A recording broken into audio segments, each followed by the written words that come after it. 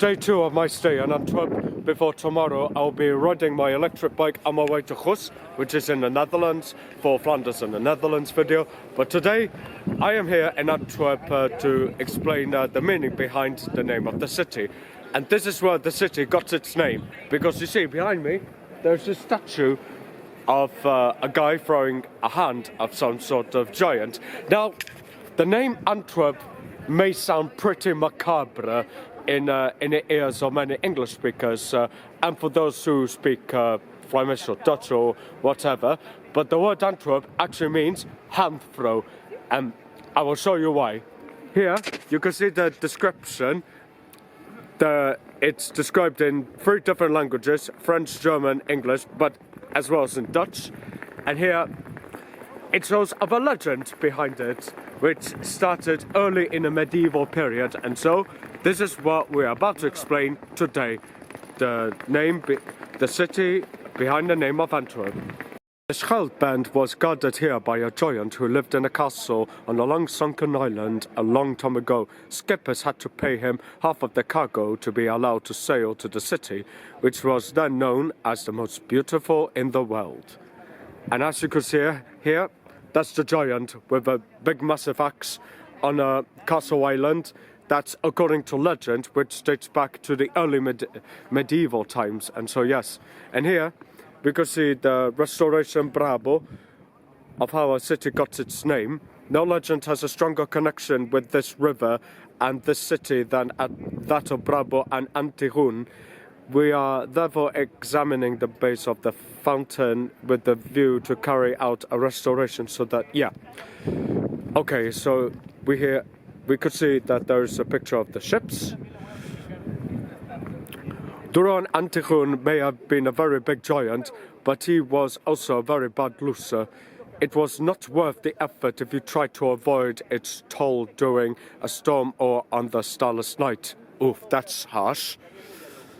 One stroke with his giant sword, and the skipper's hand disappeared with an arc in the river Schelde. Rumour has it that they fish up old skipper's hand from between the sludge while ditching on the Schelde. And here we have this hero over there, Giant Slayer. This is how it gets its name, Antwerp, hand throw, yep. Or Antwerpen. And here you see this iconic building built in the 16th or 17th century. Now, besides the business of hand throw, you know, where the city got its name from, the city itself also has beautiful and extravagant buildings with cross-shaped gables as well as other sort of gables, you know, Flemish-styled or even Dutch-styled rooftops of the gable. Here it has a golden statue of figureheads, animals, including eagles, foxes, and so yes. And off we go to the river Schelde if we need to. Once again, moving away from this macabre origin of its name of the city, here there's this old-fashioned looking bicycle. That is called the Opperfiets. As you can see here, this is just part of the display. The Opperfiets, as opposed to the Ommerfiets, it has a crossbar, and here it says welcome. Yeah, very welcoming indeed. It's, yeah, this must be some sort of gift shop, I think. Not entirely sure. Anyway, walking through the streets of Antwerp, which is very medieval in a way, but it could argue to differ, so that it must have gone earlier than that. Before it was called Antwerp, it must have been named something else. Anything that is by the river Schelde. And of course, on our way to the river Schelde, excuse me, because I just woken up and yeah, words are hard today.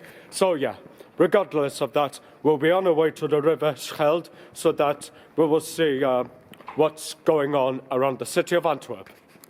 Here we go once again with this beautiful looking building with the cross-shaped gables, Flemish/Dutch styled rooftops called gables, especially with this tower with the windows. Yeah, once again they're called gables.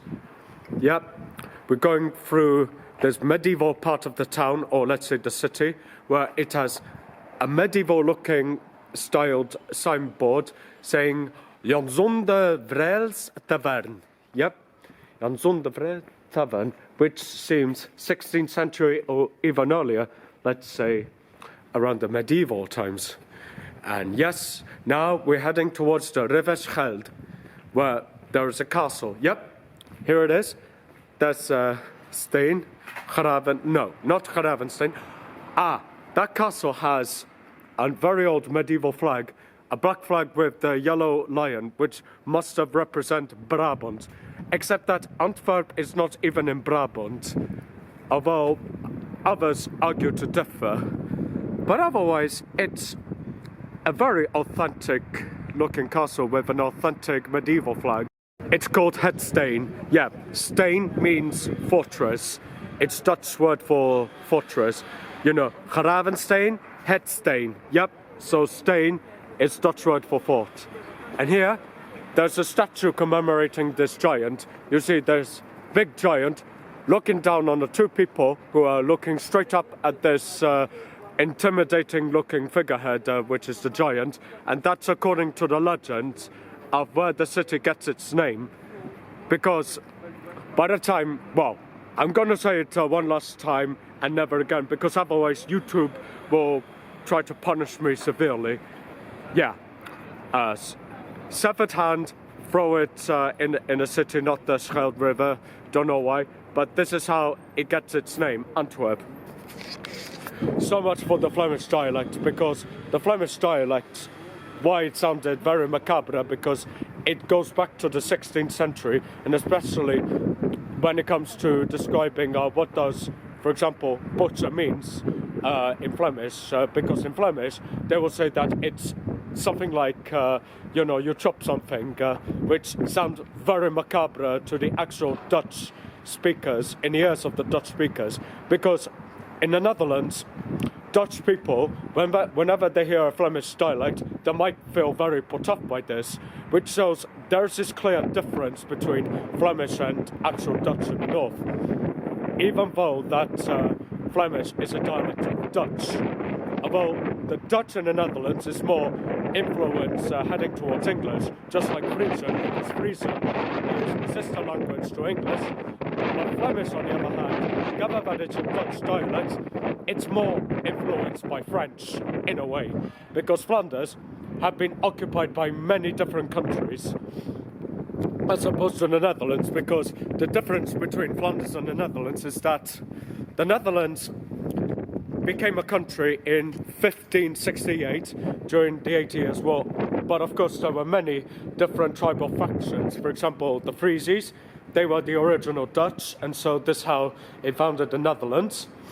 Whereas with Flanders, they've been completely overrun by many different foreign invaders, foreign powers, and so, which is the reason why in the political spectrum, Flemish people, they tend to be, you know, I don't want to say this, they tend to be very resentful, which is the reason why they have this attitude when they say, oh, we just want our independence from Belgium, this and that. But culturally speaking, not so much tension, because, yeah, some Flemish people, they don't really care about politics, because politics is pretty much of a taboo topic.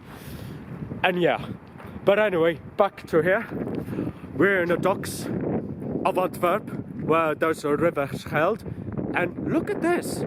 There's a ship. Could it be a training sailing ship? We're about to find out. This must be a German sailing ship, a green and white sailing ship with 3 masts.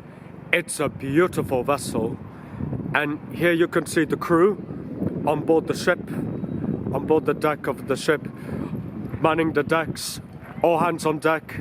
Yep, as the captain would say. But who's that captain, by the way? This is giving me some Master and Commander vibes, as well as Pirates of the Caribbean in a way, but except this ship is more late 19th century. It's much more later than of an actual 18th century ship of the line, because this ship, given that it has 3 masts, it's more 19th century looking. It's more likely to be a clipper ship rather than the actual ship of the line, because it's a peaceful looking ship, but with a very modern twist to it, because here it has a radar rotating. And so yes, Alexander von Humboldt II is the name of that vessel, and so hopefully by the time the ship will depart, it's gonna be a sight to see.